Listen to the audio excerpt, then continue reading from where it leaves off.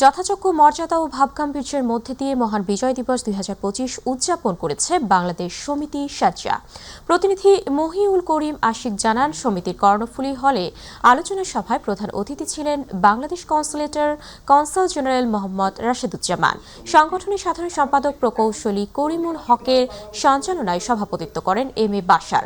উপস্থিত ছিলেন ইঞ্জিনিয়ার সালাউদ্দিন, হাজী শারাফাত আলী, মুস্তফা মাহমুদ, মোহাম্মদ জাহাঙ্গীর আলম, আবুল কালাম আজাদ, হানিফ খোকন সহ সমিতির আজীবন সদস্যগণ, কমিউনিটি নেতৃবৃন্দ ও গণমাধ্যম কর্মীগণ। অনুষ্ঠানে মহান মুক্তিযুদ্ধে শহীদদের আত্মার মাগফিরাত এবং দেশের সমৃদ্ধি কামনা করে বিশেষ দোয়া করা হয়।